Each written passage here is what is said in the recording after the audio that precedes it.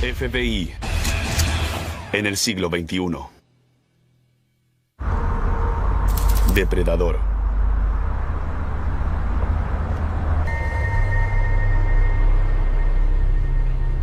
Departamento South Park. Corvallis, Oregon, 24 de mayo del 2004.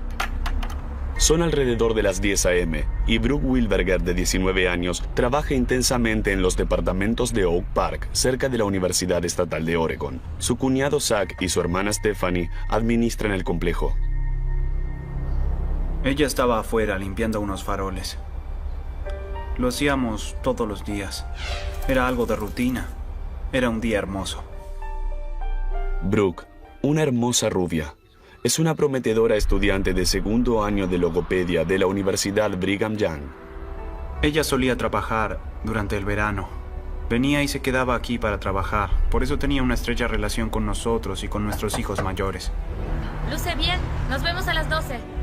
Hoy, Brooke y su hermana planean almorzar mientras Zach controla el complejo. Sí, tengo que controlar un par de departamentos. Pero Brooke no aparece y no contesta el teléfono. Es un comportamiento inusual y su hermana está preocupada. Brooke, Brooke, ¿estás aquí? Zach registra la zona. Sabía en qué departamentos podía estar y de a poco empecé a buscarla por ahí, pero yo no pude encontrarla. Fue muy difícil. Y la preocupación empezó a crecer. Registré el departamento, no está ahí. Zach se sorprende aún más cuando advierte que la cartera de Brooke y sus llaves todavía están en el departamento. Sale al estacionamiento y ve su auto. Luego, advierte que hay algo aún más raro cerca del farol que estaba limpiando. Creo que en realidad lo que comenzó a asustarme bastante fue que encontré sus sandalias y la cubeta. Sabíamos lo que estaba haciendo y eso no tenía sentido. Cerca de las 3 p.m., Zach llama a Cami, la madre de Brooke. ¿Brooke llamó? Ella presiente que algo no está bien. Me di cuenta de inmediato porque conocía a Brooke. Sabía que no se marcharía así porque sí. Que no se marcharía de ese modo. Hablábamos por teléfono todos los días, incluso cuando estaba en la universidad. Llamamos al hospital, no estaba allí. Registramos todo el complejo más de una vez, hasta que finalmente nosotros decidimos llamar a emergencias. Llamada real a emergencias. So my name's Zach Hansen. I'm the manager of the Oak Park Apartments. This is my sister-in-law.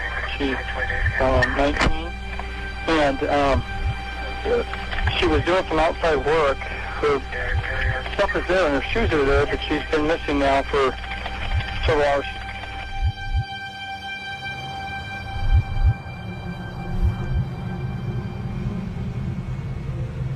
Sean Hawk, detective de 45 años de Corvallis, y su compañero llegan al complejo en cuestión de minutos. ¿Usted llamó? Interrogan a Stephanie y a Zach. Le pregunté si tal vez podría haber salido a comprar algo para comer o de compras o a visitar a algún amigo. Y él afirmó que ella no salía del complejo nunca, desde que trabajaba allí hacía un par de veranos a esta parte.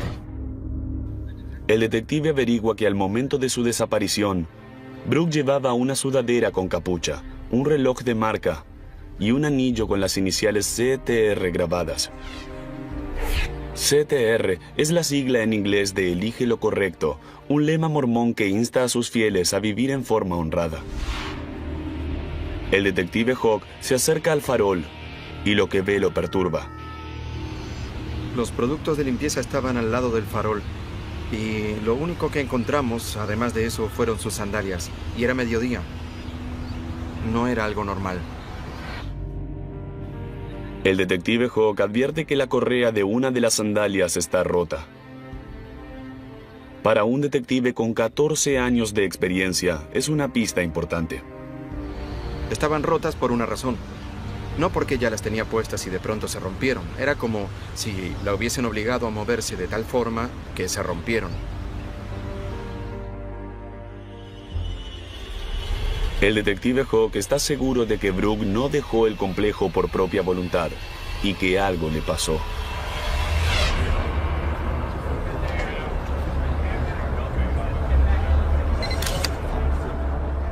En cuestión de minutos, varios móviles aparecieron en escena. Y los padres de Brooke no se hicieron esperar. Cuando entré al estacionamiento, había móviles policiales y el lugar estaba rodeado con cinta de seguridad. Estaba lleno de policías y eso me dio mucho miedo. Los detectives inician la investigación del caso, interrogan a los vecinos y distribuyen folletos para encontrar a Brooke. Esa noche creamos una página en internet y llamamos a algunos canales de televisión de Eugene para que ellos comunicaran que había una joven que había desaparecido en la ciudad de Corvallis. La unida comunidad de Corvallis responde de inmediato. Imágenes reales de la búsqueda. Y la noticia se expandió con rapidez. Esa noche había cientos de personas buscándola a Brooke. Mientras la noticia se difunde, los investigadores descubren que algunos habitantes del complejo de departamentos habían oído un grito desgarrador cerca de las 10 a.m. 3 personas creen haber oído gritos. Un grito corto y fuerte, tanto que lo oyeron desde sus departamentos. Y uno estaba en esa zona, otro en esa y otro por aquí. Y nadie había observado ningún tipo de alboroto ni nada en el estacionamiento en ese momento.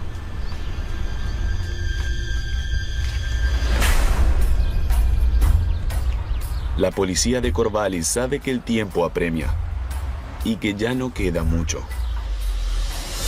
En un 47% de los casos matan a las víctimas durante la primera hora.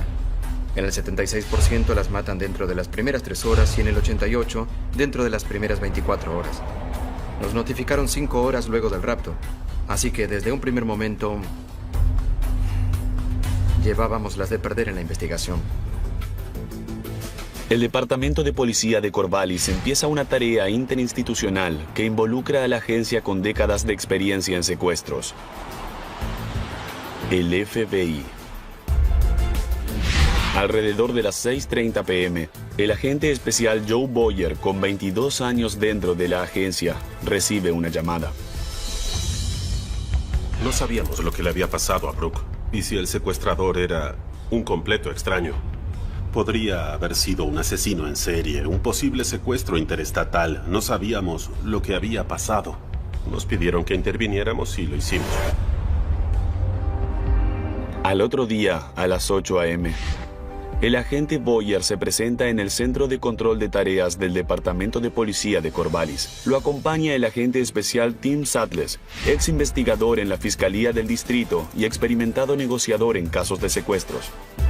Al considerar sus antecedentes, creo que todos estaban convencidos de que la única forma en que podía desaparecer era si alguien se la llevaba. El equipo de trabajo tiene la fuerte sospecha de que Brooke fue secuestrada, pero no tienen suficientes pistas como para encontrarla. El detective Hawk promete localizar a la joven, no importa cómo. Pone una fotografía de ella en su cartera. Su madre me dio una fotografía que yo guardé y que aún conservo. Era un recordatorio de que era una preciosa joven y que teníamos que hacer todo lo posible para sacar provecho y dar lo mejor. Imágenes reales de la búsqueda. El detective Hawk no lo sabe, pero serán más los días malos que los buenos. Encontrar a Brooke será casi imposible. Y su futuro pende de un hilo. FBI en el siglo XXI.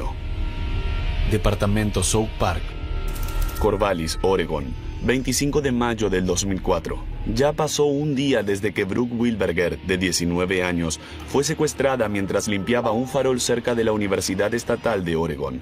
El FBI y un equipo de trabajo local quieren llevarla a casa con vida y buscan pistas desesperadamente. En general, cuando se trata de un crimen, uno tiene algo. Hay víctimas, hay testigos, hay escena del crimen, algo. Pero esta vez empezamos con nada. Los Wilberger crean una página en internet para encontrar a Brooke. Más de 4,000 pósters, pancartas y carteles inundan Oregon. Y su familia habla en los medios. Nos incomodaba recurrir a los medios de comunicación porque somos reservados, pero nuestra única esperanza era que conozcan su rostro. Las pistas empezaron a surgir de inmediato y presentaron un nuevo problema para los investigadores. Había demasiada información de personas que sin duda llamaban con buenas intenciones, querían ayudar, pero en poco tiempo la cantidad de pistas nos sobrepasó y tuvimos que comenzar a priorizar las que íbamos a tener en cuenta. Sobresalen 2 pistas. La mañana de la desaparición, un hombre extraño apareció en una camioneta verde en el campus de la universidad. Oye, disculpa. La primera mujer dijo que a la camioneta le faltaba un asiento trasero. Ella caminaba hacia el norte. Él venía detrás en la camioneta y paró justo frente a ella, cortándole el camino. Y le pidió que mirara un mapa porque estaba perdido. Ella percibió que era algo raro y se sintió muy incómoda. Adiós. El mismo hombre se acercó a una segunda mujer cerca del estadio de la universidad. Ella vio que la camioneta tenía matrícula de Minnesota. Oye, disculpa, ¿puedes ayudarme? El hombre intentó hablarle, pero ella sospechó de inmediato. Es que no sé cómo llegar. Dijo que le había provocado escalofríos porque lo que él hizo fue emplear técnicas de atracción. Y eso a ella la asustó. Y eso es algo que oímos mucho de las mujeres que son interceptadas por esta especie de hombres. Los agentes saben que esta camioneta podría ser clave para la investigación, pero necesitan saber algo más que el color. Había tantas pistas sobre camionetas que armamos una carpeta solo para pistas de camionetas blancas, camionetas verdes y pistas de otras camionetas. En este país, según las estadísticas, en este tipo de secuestros, el vehículo que más se usa es la camioneta por razones evidentes. Se puede meter a una persona ahí y mantenerla oculta. Desafortunadamente, es muy poco lo que los investigadores pueden hacer con estas pistas. No teníamos nada para avanzar. No teníamos la matrícula, ni un nombre, ni ninguna otra información sobre esa camioneta en particular o sobre el sujeto que la conducía. Por favor, ayúdame. Mientras tanto, los investigadores buscan en la zona a alguien que coincida con el perfil del secuestrador de Brooke. Empiezan por los cientos de depredadores y agresores sexuales que viven cerca de Corvallis. El equipo de trabajo mantiene a los Wilberger informados de cada novedad. Cuando empezaron a revisar la lista de agresores sexuales de la zona, me sentí mal físicamente y tuve que recostarme. Estaba sentada al borde de la cama mientras nos hablaban y tuve que recostarme porque no podía soportarlo. Good afternoon. I'm Captain Ron Noble with the Corvallis Police Department, and we've called this press conference to be able to discuss hopefully some of the new developments in the disappearance or the abduction of Brooke Wilberger. El 27 de mayo, 3 días después de la desaparición de Brooke, los investigadores anuncian algo importante. De la lista de pervertidos sexuales que investigaron, identificaron a una persona de interés. Sang-Koo Kim, un ex estudiante de genética de 30 años de Tigard, Oregon.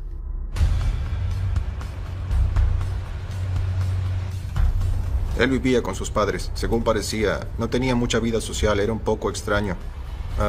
No se relacionaba mucho con las mujeres. Solo 11 días antes de la desaparición de Brooke, Kim había sido arrestado y liberado por otros cargos. Su delito: robar ropa interior femenina. Entrar a un cuarto y robar ropa interior femenina es extraño. Y como él estaba en la zona, era alguien a quien teníamos que investigar. Cuando arrestaron a Kim, los oficiales registraron su habitación y descubrieron cosas espantosas. Encontraron 3.400 conjuntos de ropa interior femenina, 40.000 fotos de mujeres siendo torturadas y violadas, y lo más preocupante, 7 rifles de asalto. También encontraron una extraña colección de pelusas, organizada y etiquetada. Algunas eran de los departamentos de Oak Park, donde Brooke fue vista por última vez. Los investigadores descubrieron algo aún más aterrador en la computadora de Kim. Un documento con un plan para estrangular y mutilar a una joven. Tortura mutilación de mujeres, cosas alarmantes, extremadamente alarmantes. Kim estaba libre bajo fianza cuando Brooke desapareció, y para muchos del equipo de trabajo, su perfil coincide con el de su secuestrador. Teníamos fuertes sospechas por su comportamiento extraño y porque había estado en el mismo complejo de departamentos donde secuestraron a Brooke casi a la misma hora. Con Kim suelto, los detectives trabajan para acumular pruebas suficientes que aseguren otra orden de detención, esta vez debido a la desaparición de Brooke. Pero eso podría llevar días. Mientras tanto, se concentran de nuevo en encontrar a Brooke y devolverla a su casa con vida.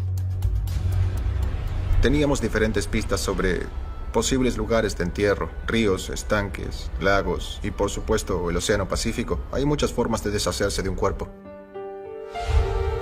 Pero ninguna de las pistas resulta. Para el 28 de mayo, 5 días después de la desaparición de Brooke, la esperanza de encontrarla empieza a disminuir.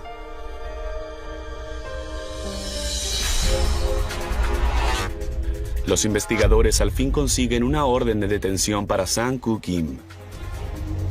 Cuando amanece el 29 de mayo, ¡Al suelo, al suelo! ¡Vamos, vamos! un equipo SWAT irrumpe en la casa de sus padres. Registran las computadoras y el equipo fotográfico, las cintas de video y un libro titulado Guía para abrir cerraduras. Kim es arrestado y se fija una fianza de $10 millones. En el centro de comando, aumenta la tensión por saber si Kim es realmente el culpable. En el equipo de trabajo, algunos creían que Sang-Koo Kim era el responsable, y también había quienes creían que no era así. Pero Kim tiene una coartada.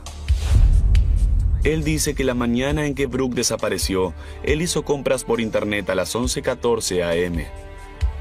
Una hora después, las cámaras de seguridad lo muestran comprando una computadora portátil en una tienda de Tigard, a unos 122 kilómetros. No pudimos demostrar que estaba en Corvallis durante ese día. Y cuando pasa eso, no se tienen elementos suficientes para accionar. Sin evidencia firme que vincule a Kim con Brooke, el equipo de trabajo busca otro sospechoso.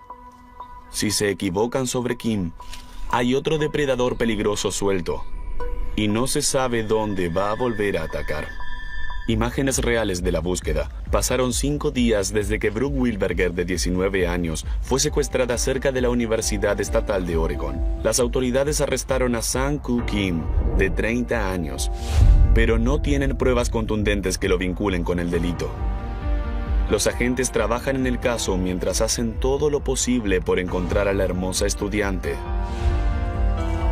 Equipos de 3 miembros registran las carreteras secundarias y las autopistas de 5 condados.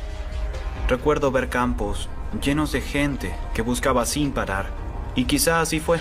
Brooke era el tipo de persona por la que la gente sacrificaría su tiempo para hacer eso. Para el 5 de junio, cerca de 2 semanas después de la desaparición de Brooke, los equipos ya han cubierto 17.353 kilómetros cuadrados y dedicaron 5.000 horas de trabajo para buscar a la joven estudiante universitaria. No obtuvieron ningún resultado y deben admitir su derrota. Uno se da cuenta de que la búsqueda no puede ser eterna. Y cerca de 10 días después, empezamos a darnos cuenta de eso. Pero habían trabajado muchas personas y se habían registrado muchos lugares. Cuando la búsqueda llega a su fin, continúa el debate sobre si Sang-Koo Kim, el único sospechoso hasta el momento, podría haber raptado a Brooke. En realidad, parecía un sospechoso bastante viable, en especial para mí. Sin dudas fue el foco de nuestra investigación durante bastante tiempo. Pasan 5 largos meses. Mientras el equipo de trabajo intenta vincular a Kim en el caso, él insiste en que no tuvo nada que ver. Al mismo tiempo, buscan una vez más la camioneta verde que se había visto en el campus, pero no consiguen nada. Teníamos un caso pendiente, teníamos problemas y necesitábamos algo firme. And our family misses her. And that we are all praying for her. Desesperados por hasta la más insignificante información, la familia de Brooke ofrece una recompensa de $30,000, pero no consiguen nada. Solo esperan que de alguna manera ella aún esté viva. Como no teníamos ninguna otra prueba, no podíamos hacer nada. Y yo siempre decía que hasta que no me mostraran el cuerpo, siempre iba a sentir que estaba viva.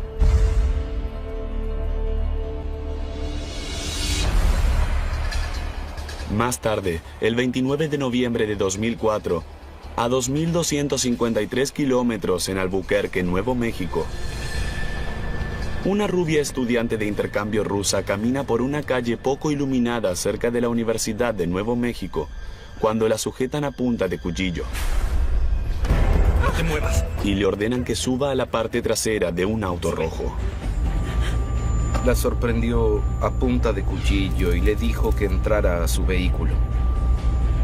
Ella obedeció y una vez dentro del auto, él le ordenó que se quitara la ropa y ella volvió a obedecer. Su agresor la lleva a un estacionamiento vacío y la amenaza con matarla si no le practica sexo oral. ¡Quieta! Le ata los tobillos con un cordón de zapato y las muñecas con una bufanda, y luego le mete su ropa interior en la boca y la asegura con otro cordón que sujeta alrededor de su cabeza. El terror de la joven aumenta cuando él la lleva a otro estacionamiento. Estacionó su vehículo aquí en el área de estacionamiento y entró al departamento 1. Y mientras estaba ahí, la víctima pudo desatarse y luego corrió en dirección noroeste. Una mujer para en el semáforo y ve a la estudiante correr desnuda entre los autos. ¡Ayuda! ¡Ayúdenme! Corrió por esta intersección y se dirigió al restaurante que está ubicado en la esquina noroeste. Y golpeó la puerta para que los empleados la ayudaran, pero no lo hicieron porque ella estaba desnuda.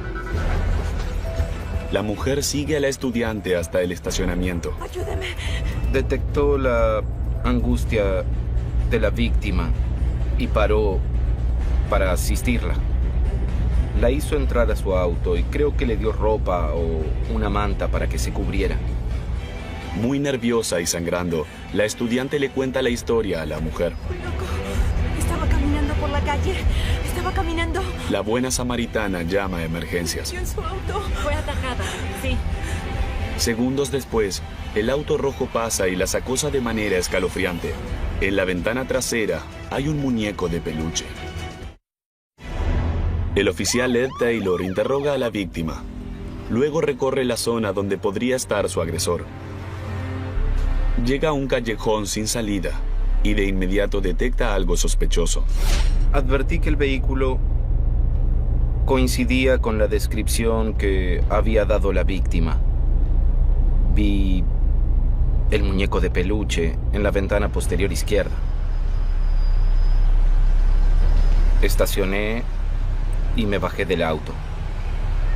15 minutos después, unas personas caminaban hacia mí.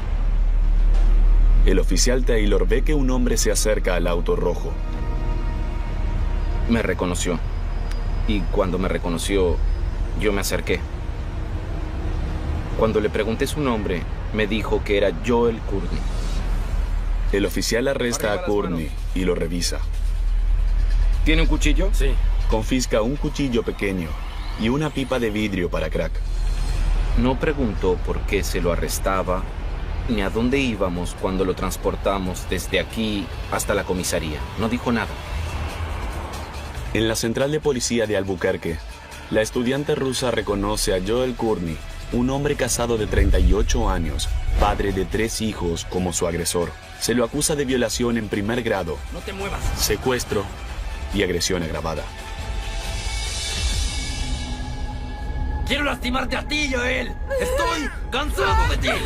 Voy a matarte uno de estos días. Courtney tiene un historial de violencia doméstica y agresiones a su esposa, tan graves que su hijo, aterrado, tuvo que llamar a emergencias.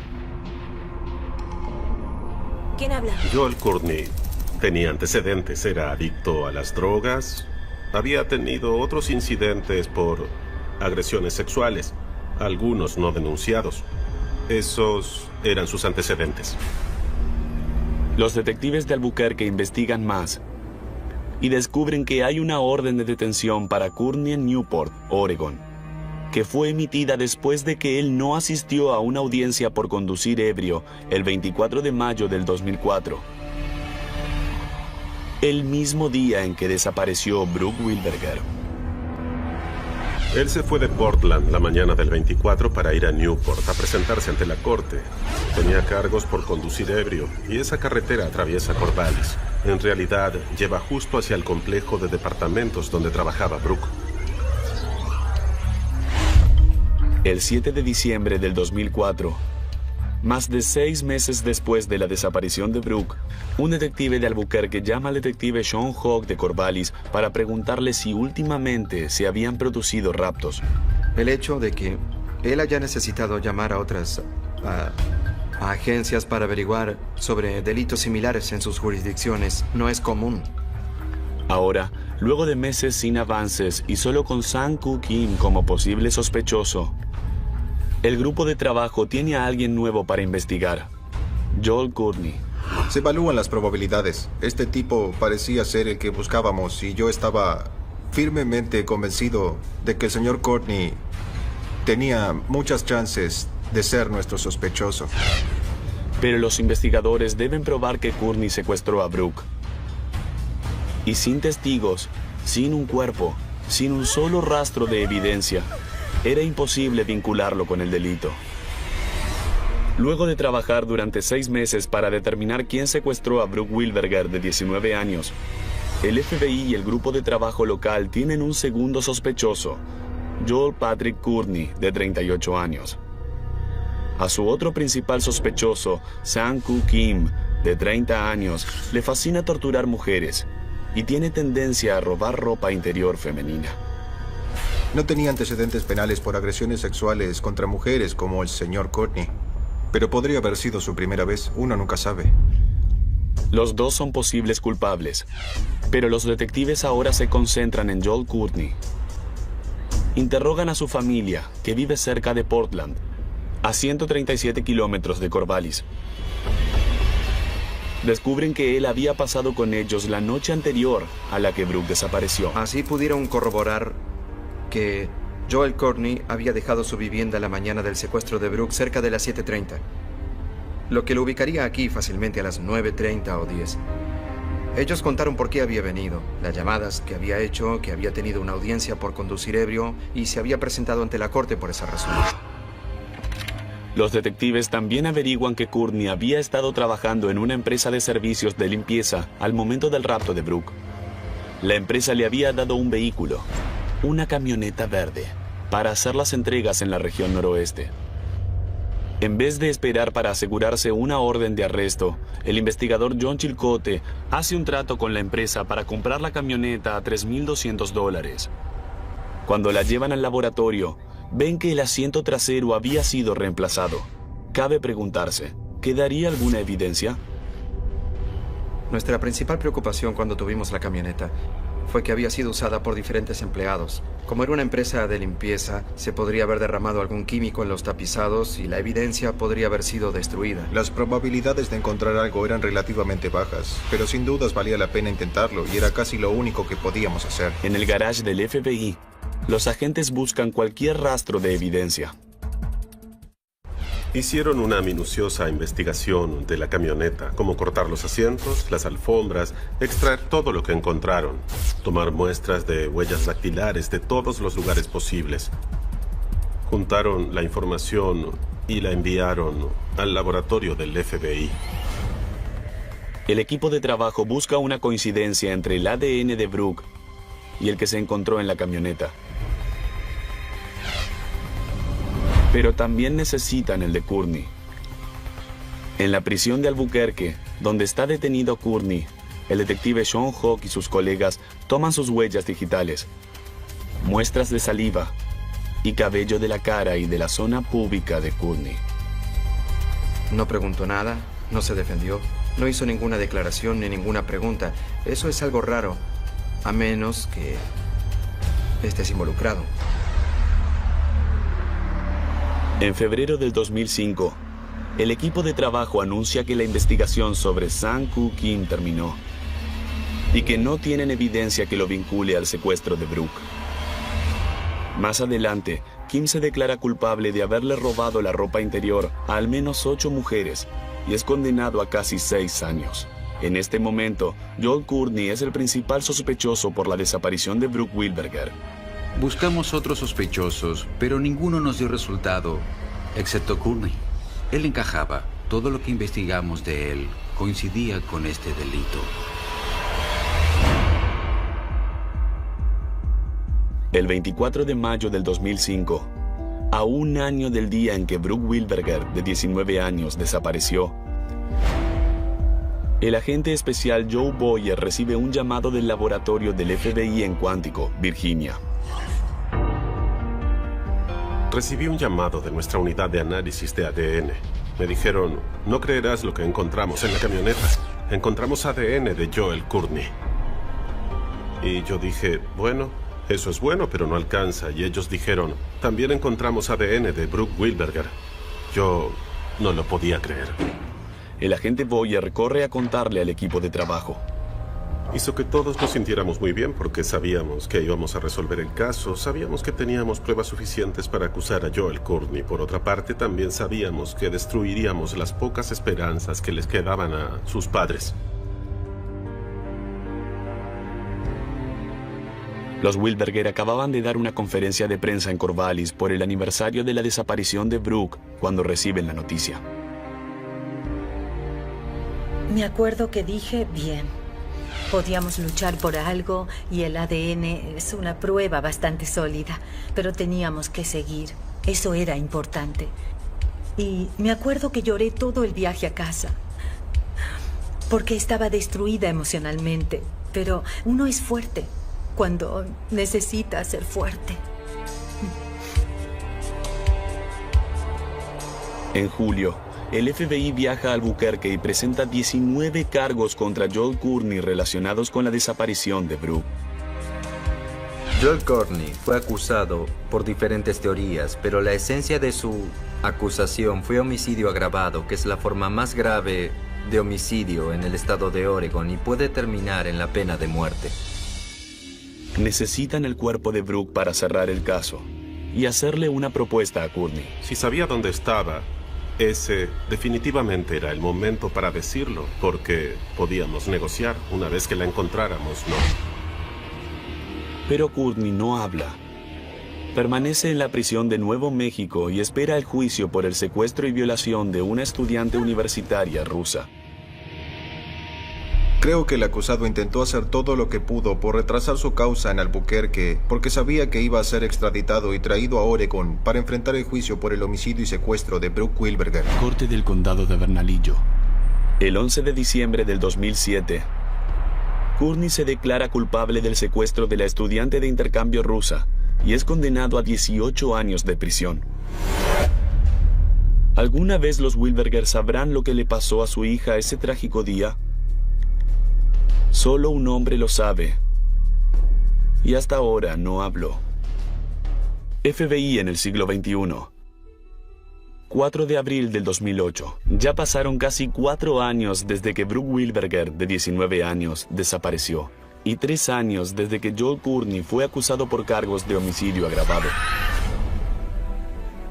Courtney está en la prisión de Albuquerque tras declararse culpable del secuestro de una estudiante.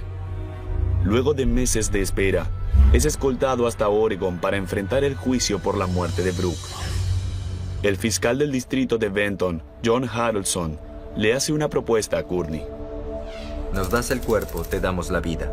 Descartamos la pena de muerte y cerramos el caso. Pero él no expresó ningún interés. Harrelson le da a Courtney 90 días para que lo piense. Pasaron los 90 días y él no mostró ningún interés en resolver el caso. Es un momento difícil para los Wilberger, que solo quieren recuperar el cuerpo de su hija. Pensaban que podía confesar, pero decían que no había garantías, que las probabilidades eran de un 50 y 50 en ese momento. Era una montaña rusa. Fue muy frustrante para nosotros. porque parecía como si fuera a pasar, como si él fuera a hablar y luego nada. Firma aquí. Finalmente, el 21 de septiembre del 2009, Courtney acepta la oferta de Harrelson de cadena perpetua. Firma el acuerdo y dibuja un mapa que revela la ubicación del cuerpo de Brooke.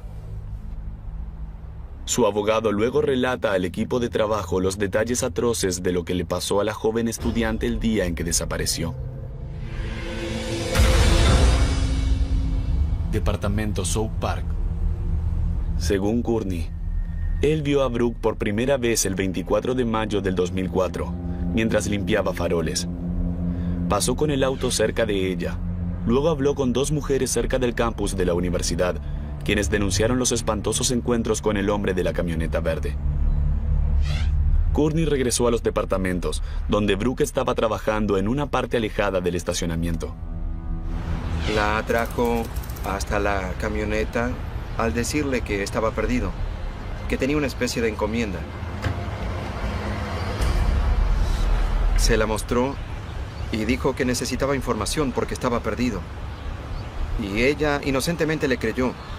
Se acercó a hablar con él. A ella le gustaba ayudar a los demás.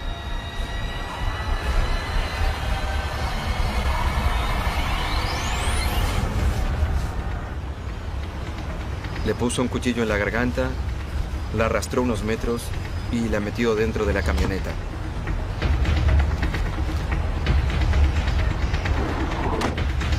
Courtney condujo unos 800 metros y frenó para encintarle las muñecas y los tobillos.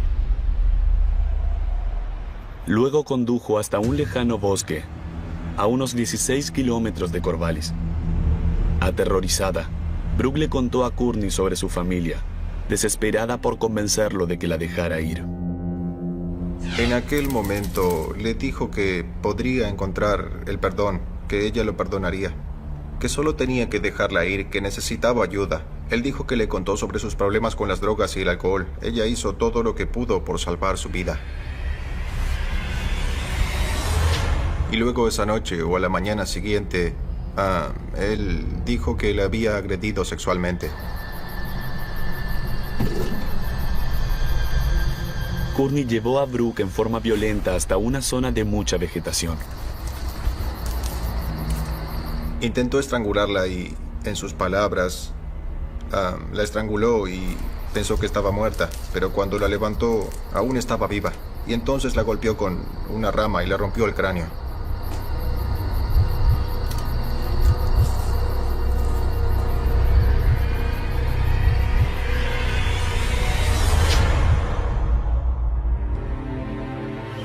Joel Courtney la llevó debajo de un árbol y la cubrió.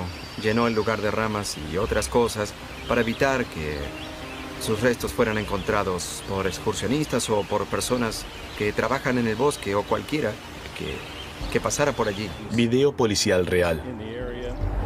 El 21 de septiembre del 2009, un equipo de 20 agentes especiales de recuperación de evidencias del FBI y de la Policía Estatal de Corvallis va al bosque para recuperar el cuerpo de Brooke.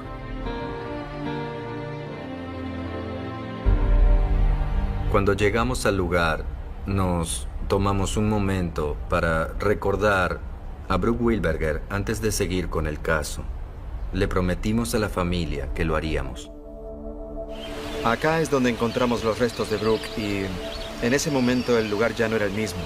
Luego de 5 años la vegetación había crecido mucho y empezamos a encontrar pequeños fragmentos de huesos debajo de este tronco y sobre esta colina.